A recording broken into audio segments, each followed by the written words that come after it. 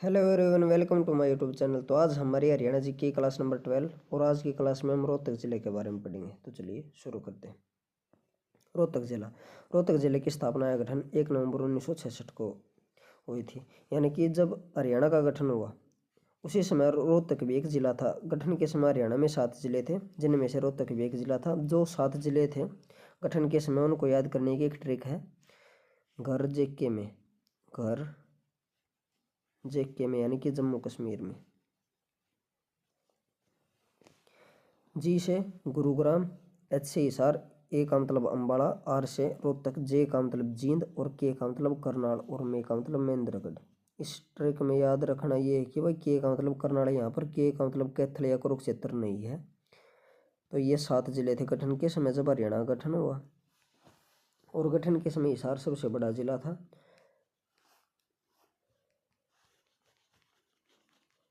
और सबसे छोटा जिला था जींद। और जींद हरियाणा का एकमात्र ऐसा जिला है जिसका गठन से लेकर अब तक एक बार भी विभाजन नहीं हुआ है।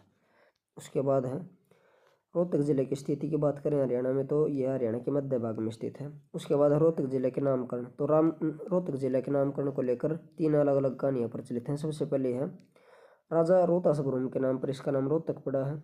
दूसरी है रोएरा के जंगल के कारण, यानी कि जहाँ पर वर्तमान में रोहतक जिला, यहाँ पर पहले रोएरा के जंगल होते थे। रोएरा एक पेड़ है, तो उसी के रोएरा के कारण इसका नाम रोहतक पड़ा है। तीसरी कहानी है महाभारत के नकुल दिग्विजय में रोहितास का वर्णन मिलता है, यहीं आगे चलकर रोहतक कहला है। तो ये रोहतक जिले के नामकरण को लेकर 3 अलग अलग कहानियां प्रचलित हैं। उसके बाद है रोहतक जिले के उपनाम। सबसे पहला है एजुकेशन हब कहा जाता है रोहतक को, दूसरा है फिल्म सिटी, तीसरा हरियाणा की राजनीतिक राजधानी और चौथा है शुगर सिटी, और शुगर सिटी पलवल को भी कहा जाता है। ये मोस्ट इंपोर्टेंट है, हरियाणा की राजनीतिक राजधानी किसे कहा जाता है, तो रोहतक जिले को हरियाणा की राजनीतिक राजधानी कहा जाता है। उसके बाद है रोहतक के विधानसभा क्षेत्र। तो रोहतक में 4 विधानसभा क्षेत्र हैं। रोहतक, मैम, कलानौर और गड्डी सांपला। और कलानौर रोहतक जिले की आरक्षित सीट है। आरक्षित सीट का मतलब है यहाँ पर जनरल कैटेगरी का यानी कि अनरिजर्व कैटेगरी का कैंडिडेट चुनाव नहीं लड़ सकता, केवल रिजर्व कैटेगरी के कैंडिडेट ही चुनाव लड़ सकते हैं। उसके बाद है रोहतक जिले की तहसील। तो जो 4 विधानसभा क्षेत्र हैं वही रोहतक जिले की चारों तहसील भी हैं, रोहतक, मैम, कलानौर और गड्डी सांपला। उसके बाद है रोहतक जिले में एक उप तहसील है जिसका नाम है लाखन माजरा। और रोहतक जिला एक मंडल है। संपूर्ण हरियाणा को 6 मंडलों में बांटा गया है, जिनमें से रोहतक जिला भी एक मंडल है। जो 6 मंडल हमको याद करने की ट्रिक है, घर KFC में, और इस ट्रिक में सी और में साइलेंट है, यानी कि इनका कोई रोल नहीं है। ये 6 अक्षर हैं। गुरुग्राम, हिसार, अम्बाड़ा, रोहतक, करनाल और फरीदाबाद, ये 6 मंडल हैं हरियाणा में। तो उनमें से रोहतक भी एक मंडल है और रोहतक मंडल के अंतर्गत 5 जिले आते हैं, रोहतक, सोनीपत, झज्जर, भिवानी और चरखी दादरी। उसके बाद है नोट, रोहतक हरियाणा में सर्वाधिक जिलों वाला मंडल है, यानी कि सबसे अधिक जिले किस मंडल में है, तो रोहतक में 5। बाकी जितने भी मंडल हैं उनमें किसी में 4 जिले हैं और किसी में 3 जिले हैं। सबसे अधिक जिले कौन से मंडल में हैं, रोहतक मंडल में। उसके बाद है रोहतक के साथ हरियाणा के 6 जिलों की सीमा लगती है। वो कौन कौन से हैं, हिसार, भिवानी, चरखी दादरी, जींद, सोनीपत और झज्जर। ये 6 जिले हैं जिनके साथ रोहतक जिला अपनी सीमा साझा करता है। और सर्वाधिक जिलों के साथ सीमा बनाने में दूसरा स्थान है रोहतक का। पहला स्थान है जींद जिले का। जींद जिला हरियाणा के 7 अन्य जिलों के साथ अपनी सीमा बनाता है। दूसरा पे है रोहतक। रोहतक की सीमा भाई 6 और अन्य जिलों के साथ लगती है। उसके बाद है रोहतक जिले के उद्योग। सबसे पहले एशियन पेंट्स का उद्योग। उसके बाद है नट बोल्ट का उद्योग। चंद्रयान में यहाँ पर बने नट बोल्ट का प्रयोग हुआ। इजराइल देश के लड़ाकू यानों में यहाँ पर बने नट बोल्ट का प्रयोग होता है। उसके बाद है तीसरा जो महत्वपूर्ण कारखाना है वो आर्मी की बुलेट प्रूफ जैकेट की रिसाइकलिंग का कारखाना है रोहतक में। रेवड़ी व गज्जा उद्योग, अमूल डेयरी उत्पाद प्लांट और विटा मिल्क प्लांट भी रोहतक में, और चीनी उद्योग। तो ये रोहतक जिले के महत्वपूर्ण उद्योग हैं। उसके बाद है रोहतक जिले के मंदिर। तो सबसे पहला है इनमें दुर्गा मंदिर। दुर्गा मंदिर का उद्घाटन लाल बहादुर शास्त्री व उनकी पत्नी के द्वारा किया गया था, और ये लाल बहादुर शास्त्री भारत के दूसरे प्रधानमंत्री थे। अब उसके बाद है प्राचीन शिव मंदिर, प्राचीन शिव मंदिर रोहतक के कलोई गांव में है। उसके बाद है बाबा मस्तनाथ मठ, यह स्थलबोर रोहतक में है। यह कानफाड़ा संप्रदाय से संबंधित है। उसके बाद है सबसे पहले इसकी स्थापना गुरु गोरखनाथ जी ने की थी। बाबा मस्तनाथ मठ के वास्तविक संस्थापक चौरंगीनाथ को माना जाता है। इसका जीर्णोद्धार बाबा मस्तनाथ के द्वारा करवाया और वर्तमान में बाबा मस्तनाथ मठ के संरक्षक बाबा बालकनाथ है। जो इसके वास्तविक संस्थापक चौरंगीनाथ, उनका वास्तविक नाम कृष्णराज सागर था और इन्हें हिंदी भाषा के प्रथम साहित्यकार माना जाता है और इनकी रचना का नाम है पुराण सांकली। उसके बाद है रोहतक जिले के मेले। सबसे पहला बाबा मस्तनाथ का मेला, यह स्थलबोर रोहतक में लगता है फरवरी मार्च के महीने में। दूसरा बाबा जमुनादास का मेला, यह रोहतक के बालोट गांव में लगता है। तीसरा है शिवरात्रि का मेला कलोई में लगता है। चौथा मेला ओल्ला महोत्सव, यह लाखन माजरा में लगता है। नौवें सिख गुरु तेग बहादुर की याद में। उसके बाद है रोहतक जिले की मस्जिद मकबरे और दरगाह। सबसे पहले है लाल मस्जिद, यह रोहतक में भैणी स्टैंड पर है और 1939 में इसे आशी कली ने बनवाया था। इसका प्रवेश द्वार तराशे हुए लाल पत्थर से निर्मित है और यह मस्जिद 10 फीट ऊंचे चबूतरे पर निर्मित है। दूसरी है शीशे वाली मस्जिद और तीसरी है दीनी मस्जिद। ये दोनों पेपर में कई बार पूछी गई हैं भाई कि शीशे वाली मस्जिद कहाँ पर, हरियाणा में तो रोहतक में। दीनी मस्जिद की है या भी रोहतक में है।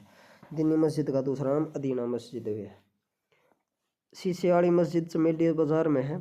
इसका प्रवेश द्वार संगमरमर के पत्थर से निर्मित है और मस्जिद के एक भाग में 14 खंभों वाला विशाल बरामदा और कई कमरे हैं। दीनी मस्जिद का अन्य नाम अदीना मस्जिद है और यह प्रारंभ में एक जैन मंदिर था जिसे बाद में औरंगजेब द्वारा मस्जिद में परिवर्तित करवा दिया गया। यानी कि इस जैन मंदिर को तोड़वाकर दीनी मस्जिद बना दिया, लेकिन बाद में 1947 में जब हमारा देश आज़ाद हुआ उसके बाद पुणे इस मस्जिद को तोड़कर मंदिर बना दिया गया। तो वर्तमान में यहाँ पर मंदिर है दीनी मस्जिद की जगह। उसके बाद है रोहतक के गुरुद्वारे। सबसे पहले है मंजी साहिब गुरुद्वारा, यह लाखन माजरा में है। सिखों के 9वें गुरु तेग बहादुर दिल्ली शहादत के लिए जाते समय यहाँ पर 13 दिन रुके थे। दूसरा बांग्ला साहिब गुरुद्वारा रोहतक में। तीसरा गुरुद्वारा ज्ञानी अमीर सिंह, यह भी रोहतक में। और चौथा है रोहतक का महत्वपूर्ण गुरुद्वारा तिकाना साहिब। अब उसके बाद है रोहतक के पर्यटन स्थल। इनमें सबसे पहले रोहतक का चिड़ियाघर, यह हरियाणा का सबसे बड़ा चिड़ियाघर है। तो हरियाणा का सबसे बड़ा चिड़ियाघर कौन सा? रोहतक का चिड़ियाघर। दूसरा तलियार झील, तलियार झील लगभग 132 एकड़ में फैली हुई है। तीसरा मैना पर्यटक परिसर और चौथा नौरंग पर्यटक परिसर। नौरंग पर्यटक परिसर मैम रोहतक में है। उसके बाद है गौकर्ण तालाब जो कि रोहतक में है। छठा है जानी चौर की गुफा। जानी चौर की गुफा रोहतक के मैम गाँव में है, जिसका निर्माण सुद्दोक लाल के द्वारा करवाया गया था शाहजहाँ के समय पर, और इसे सौरभ का झरना भी कहा जाता है। उसके बाद शाह मोहम्मद रमजान का गुम्बद, यह भी मैम रोहतक में है और शाह मोहम्मद रमजान को आदि हरियाणा कहा जाता है। तो आदि हरियाणा किसे कहा जाता है? शाह मोहम्मद रमजान को। उसके बाद है रोहतक के शिक्षण व अन्य संस्थान। तो सबसे पहला इसमें MDU यानी कि महर्षि दयानंद यूनिवर्सिटी। इसकी स्थापना 1976 में रोहतक यूनिवर्सिटी के नाम से हुई थी। 1977 में इसका नाम MDU रखा गया, यानी कि महर्षि दयानंद यूनिवर्सिटी का नाम इसकी स्थापना वर्ष से अगले वर्ष रखा गया था। पहले इसकी स्थापना रोहतक यूनिवर्सिटी के नाम से हुई थी। उसके बाद है इस यूनिवर्सिटी का स्वयं का अंतर्राष्ट्रीय क्रिकेट स्टेडियम है, जिसका नाम सरदार वल्लभ भाई पटेल क्रिकेट स्टेडियम है। अब उसके बाद है इसे राज्य की सबसे सर्वोच्च सरकारी यूनिवर्सिटी का दर्जा प्राप्त है। रोहतक में इसका एक मुख्य कैंपस के अलावा इसके 2 सैटेलाइट कैंपस भी हैं, पहला रेवाड़ी में और दूसरा गुरुग्राम में। अब उसके बाद रोहतक जिले का जो जवाहर नवोदय विद्यालय है वो गुस्कानी गांव में है। उसके बाद पंडित भगवत दयाल शर्मा मेडिकल कॉलेज यानी कि PGIMS रोहतक। इसकी स्थापना 1960 में हुई थी और यह हरियाणा का प्रथम आयुर्विज्ञान संस्थान है। शुरुआत में 3 वर्ष तक कॉलेज में प्रवेश लेने वाले छात्र पटियाला मेडिकल कॉलेज में अध्ययन करते थे। 1995 में इस कॉलेज को स्नातकोत्तर संस्थान बनाया गया और विश्वविद्यालय का दर्जा 2 जून 2008 को मिला, यानी कि PGI को 1960 में कॉलेज को रूप में स्थापित किया गया था और 2008 में इसे यूनिवर्सिटी का दर्जा दिया गया। शुरुआत में जो इसकी क्लास 3 वर्ष के लिए पटियाला मेडिकल कॉलेज में हुई थी, उसके बाद 1995 में इसे स्नातकोत्तर संस्थान बनाया गया और यूनिवर्सिटी 2008 में बनाया गया है। उसके बाद बाबा मस्तनाथ यूनिवर्सिटी स्थलबोर रोहतक में, इसकी स्थापना 2012 में की गई थी। उसके बाद है Pandit Lakshmichand state university of performing and visual arts. इसकी स्थापना 5 अगस्त 2014 को की गई थी रोहतक में। उसके बाद है IIM रोहतक यानी कि इंडियन इंस्टीट्यूट ऑफ मैनेजमेंट। इसकी स्थापना 2009 में की गई थी। इसमें क्लासेस शुरू 2010 से हुई थी और यह भारत का प्रथम IIM है जिसने प्रबंधन यानी कि मैनेजमेंट के साथ साथ वकालत की शिक्षा भी शुरुआत की है।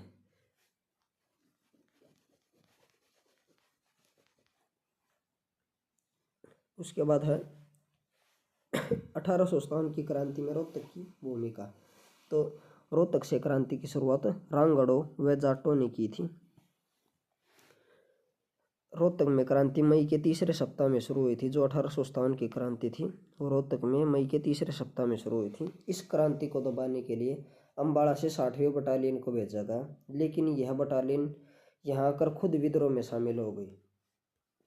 अब इस विद्रोह को दबाने के लिए अंग्रेज अधिकारी हडसन को भेजा गया। यह सबसे पहले खरखोदा पहुंचा। खरखोदा में हडसन का बिसारत अली से युद्ध हुआ जिसमें बिसारत अली की हार हुई। खरखोदा का युद्ध जीतने के बाद हडसन ने कहा था हम रोहतक के ग्रामीण दानवों से लड़े थे। इसके बाद हडसन रोहतक पहुंचता है और यहाँ आने पर जींद रियासत ने इसका साथ दिया। इस प्रकार क्रांति पर नियंत्रण पा लिया जाता है और हडसन रोहतक शहर को जींद रियासत को सौंप कर वापस चला जाता है। हडसन के जाने के बाद रोहतक के ग्रामीण लोगों ने जींद के सैनिकों को मार भगाया और फिर से विद्रोह कर दिया। अब उसके बाद है रोहतक जिले से संबंधित ऐतिहासिक स्रोत। सबसे पहले हैं बोर गांव का अभिलेख। इसमें हरियाणा का नाम अरियंक मिलता है। उसके बाद है खोखरा कोट। यहाँ पर टकसाल के साक्ष्य प्राप्त और हिंदो ग्रीक शासकों के सिक्के मिले हैं और गुप्तकालीन सिक्के मिले हैं खोखरा कोट रोहतक से। और भोजदेव व विग्रहराज चतुर्थ के सिक्के मिले हैं। ये दोनों गुर्जर प्रतिहार शासक थे, भोजदेव और विग्रहराज, इनके सिक्के मिले हैं। इंडो ग्रीक शासकों के सिक्के कहाँ से मिले हैं? खोखरा कोट रोहतक से। उसके बाद है रोहतक जिले के हड़प्पाकालीन स्थल। सबसे पहला है इसमें फरमाना। फरमाना की खुदाई 2006 में वसंत सिंधे ने करवाई थी। यहाँ पर 70 कब्रें मिली हैं, 27 कमरों की नींव रखी भी मिली है, स्नानागार के साक्ष्य और लहसुन की कली। हड़प्पा सभ्यता का एकमात्र स्थल जहाँ से लहसुन की कली मिली है वह फरमाना। उसके बाद हम मदीना की खुदाई 2007-8 में मनमोहन सिंह ने करवाई थी। उसके बाद है दक्ष खेड़ा। इसकी खुदाई 2009 में जापान के सहयोग से की गई थी। तो ये 3 हड़प्पाकालीन स्थल भी मिले हैं रोहतक जिले से, फरमाना, मदीना और दक्ष खेड़ा। उसके बाद है रोहतक जिले के नेशनल हाईवे। तो रोहतक जिले में 3 नेशनल हाईवे हैं, NH9, NH 352 और NH 709। और NH 9 पर ही जलेबी चौक है। जो रोहतक में जलेबी चौक है वो नेशनल हाईवे 9 पर है। उसके बाद है रोहतक जिले के प्रसिद्ध व्यक्तित्व। इनमें सबसे पहले सर छोटू राम। इनका जन्म रोहतक जिले के गड्डी सांपला गांव में 24 नवंबर 1881 को हुआ था। सर छोटू राम का बचपन का नाम रिचपाल था और इनके उपनाम हैं जमींदारों का मसीहा, नैतिक साहस की मिसाल और भाखड़ा डैम के वास्तुकार।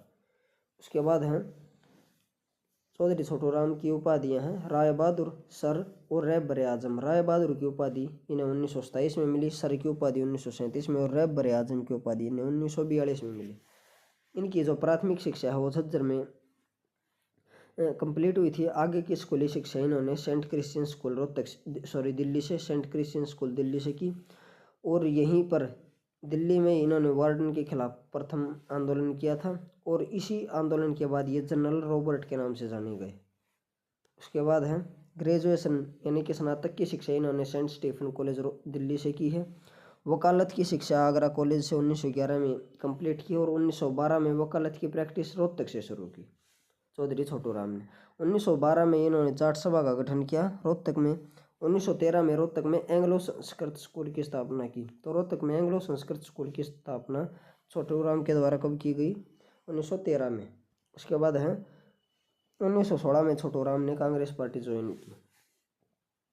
1916 में जाट गजट अखबार निकाला चौधरी छोटू राम ने, जो कि उर्दू में था और यह साप्ताहिक पत्र व अखबार था।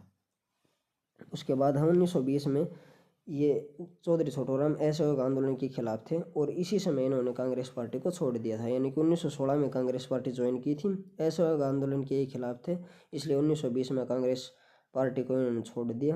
1923 में मुस्लिम नेताओं फजल अली हुसैन और सिकंदर आयात खान के साथ मिलकर यूनियनिस्ट पार्टी का गठन किया। तो यूनियनिस्ट पार्टी का गठन किसने किया? चौधरी छोटू राम ने। कब? 1923 में। किसके साथ मिलकर? दो मुस्लिम नेता थे, फजल अली हुसैन और सिकंदर आयात खान। उसके बाद है 1914 में जमींदारा लीग की स्थापना की। इसे फ्यूडल लीग भी कहा जाता है। तो जमींदारा लीग या फ्यूडल लीग के संस्थापक कौन हैं? चौधरी छोटू राम। कब की? 1924 में इसकी स्थापना। 1934 में इन्होंने साहूकरण पंजीकरण एक्ट और किसान कर्ज माफी एक्ट पारित करवाया और इस साहूकरण पंजीकरण एक्ट को लागू 1938 में किया गया था। उसके बाद 1938 में इन्होंने किसान की गिरवी जमीन मुक्त एक्ट पारित करवाया और किसान उत्पाद मंडी एक्ट, ये दो एक्ट इन्होंने 1938 में पारित करवाए। उसके बाद है 1938 में किसानों के अनाजों की बिक्री हेतु अलग से मार्केटिंग बोर्ड का गठन किया। हरियाणा में मोरों के शिकार पर प्रतिबंध लगाया। तो हरियाणा में मोरों के शिकार पर प्रतिबंध किसने लगाया? चौधरी छोटू राम ने। दिसंबर 1944 में हिमाचल प्रदेश के राजा के साथ भाखड़ा डैम बनाने को लेकर समझौता किया। उसके बाद है इनकी मृत्यु 9 जनवरी 1945 को लाहौर में हो जाती है। जन्म कब हुआ था? 24 नवंबर 1881 में गड्डी सापला रोहतक में। मृत्यु 9 जनवरी 1945 को। उसके बाद छोटू राम संग्रहालय, इसकी स्थापना 2005 में की गई थी सांपला में। इस संग्रहालय में छोटू राम की 64 फीट की ऊंची प्रतिमा स्थापित है और 2018 में इस प्रतिमा का उद्घाटन प्रधानमंत्री मोदी के द्वारा किया गया था। छोटू राम का जो निवास स्थान है उसका नाम है प्रेम निवास, जो कि रोहतक में है और नीले रंग का यह पूरा नीले रंग का था, इस कारण इसे नीली कोठी भी कहा जाता था। उसके बाद है मातूराम हुड्डा, रोहतक के प्रसिद्ध व्यक्तित्व में है। दूसरे हैं मातूराम हुड्डा, इनका जन्म सांगी गांव में हुआ था, ये स्वतंत्रता सेनानी थे। उसके बाद है रणवीर सिंह हुड्डा, इनका जन्म भी सांगी गांव में हुआ था और ये भी एक स्वतंत्रता सेनानी थे। रोहतक से 1991 में इन्होंने लोकसभा ये सांसद बने, यानी कि लोकसभा के चुनाव में ये लोकसभा में चयन सांसद के रूप में इनका चयन हुआ। उसके बाद है भारतीय कृषक समाज के अध्यक्ष भी रहे हैं ये। और मातूराम हुड्डा इनके पिता थे, यानी कि रणवीर सिंह हुड्डा मातूराम हुड्डा के बेटे थे। उसके बाद उनके पुत्र हुए भूपेंद्र सिंह हुड्डा। भूपेंद्र सिंह हुड्डा का जन्म सांगी में 15 सितंबर 1947 में हुआ था। स्वतंत्र भारत में जन्मे हरियाणा के पहले सीएम और इनका लगातार सबसे लंबा कार्यकाल रहा है। तो लगातार सबसे लंबा कार्यकाल किसका रहा? भूपेंद्र सिंह हुड्डा का। उसके बाद है नसीब सिंह कुंडू, इनका जन्म टिटौली गांव में हुआ था और चंद्रावल फिल्म के अंदर इन्होंने रूंडा का किरदार निभाया था। उसके बाद है केपी कौशिक, ये संगीत निर्देशक हैं, इनका संबंध भी रोहतक जिले से। उसके बाद है दयाचंद मायना, तो इनका जन्म रोहतक के मायना गांव में हुआ था। प्रसिद्ध कवि हैं और इन्हें राष्ट्रीय कवि का दर्जा प्राप्त है। और दयाचंद मायना का उपनाम है हरियाणा का जॉन मिल्टन। इनका प्रसिद्ध किस्सा है सुभाष चंद्र बोस जी के जीवन पर। उसके बाद है देवी शंकर प्रभाकर, ये एक फिल्म निर्माता है, इनका संबंध भी रोहतक जिले से। उसके बाद रणदीप हुड्डा अभिनेता हैं, जसैया गांव के हैं, रोहतक के जसैया गांव के। उसके बाद है जसविंदर नरूला, ये गायिका हैं, इनका संबंध भी रोहतक जिले से है। उसके बाद है पारुल गुलाटी, अभिनेत्री हैं रोहतक जिले की।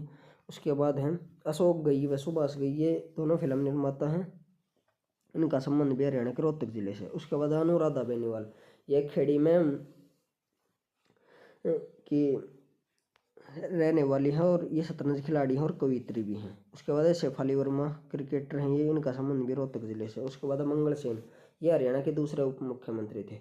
तो हरियाणा के दूसरे उप मुख्यमंत्री कौन थे?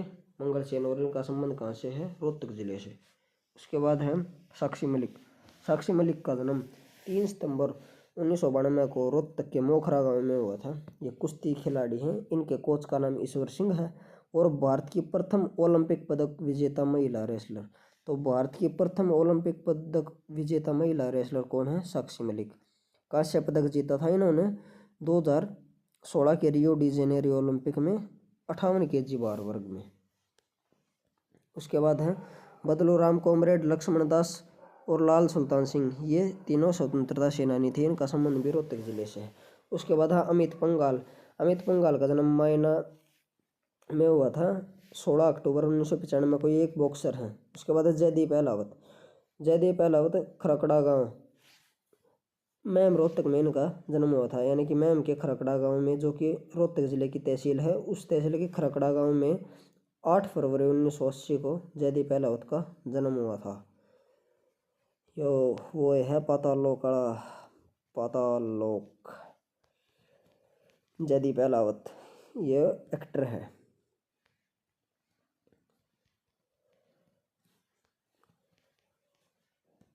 उसके बाद है सुमित मलिक। सुमित मलिक का जन्म 9 जनवरी 1993 में हुआ था। 2017 में एशियन कुश्ती चैंपियनशिप में इन्होंने रजत पदक जीता है और 2018 के राष्ट्रमंडल खेलों में स्वर्ण पदक जीता है।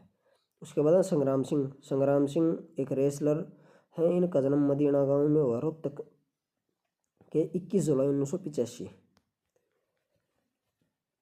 उसके बाद रोहतक के प्रसिद्ध व्यक्तित्व में स्वामी इंद्रवेश। इनका ये एक समाज सुधारक थे। इनका जन्म 13 मार्च 1937 को रोहतक के सुंडाणा गांव में हुआ था। अब हम पढ़ेंगे रोहतक जिले से संबंधित अन्य महत्वपूर्ण बिंदु। तो रोहतक की जो श्योरी मार्केट है वो एशिया की सबसे बड़ी कपड़ा मार्केट है और पुराने समय में रोहतक यौधेयगण की राजधानी होती थी, ऐसा इतिहासकार अल्तेकर का मानना है। कुछ इतिहासकारों का मानना है कि यौधेयगण राज्य की राजधानी नौरंगाबाद, जो कि भिवानी में है, वह थी, लेकिन अल्तेकर के अनुसार यौधेयगण राज्य की राजधानी रोहतक थी। उसके बाद बलराम जी की मूर्ति रोहतक जिले से प्राप्त हुई है। राज्य का पहला आकाशवाणी केंद्र 8 मई 1976 को रोहतक में स्थापित किया गया। यानी कि हरियाणा का जो पहला आकाशवाणी केंद्र है वो कहाँ पर स्थापित किया गया है? रोहतक जिले में 8 मई 1976 को। 3 आकाशवाणी केंद्र हैं। उसके बाद कुरुक्षेत्र और हिसार में स्थापित किए गए थे। सबसे पहला रोहतक में स्थापित किया था। उसके बाद हरियाणा का पहला कॉलेज पंडित नेक्कीराम शर्मा कॉलेज रोहतक में है। और 1 दिसंबर 1929 को वायसराय लॉर्ड इरविन की रेलगाड़ी को उड़ाने के लिए जो बम तैयार किए गए थे वो रोहतक में तैयार किए गए थे। और देश की पहली इको फ्रेंडली रैली का आयोजन भी रोहतक में हुआ था। तो भारत की पहली जो इको फ्रेंडली रैली उसका आयोजन कहाँ हुआ था? रोहतक में। और देश का पहला एलिवेटेड रेलवे ट्रैक रोहतक में ही है। और इसी के साथ ये टॉपिक खत्म होता है। अगर आपको वीडियो अच्छी लगी तो वीडियो को लाइक एंड शेयर करें तथा चैनल को सब्सक्राइब करें। Thank you.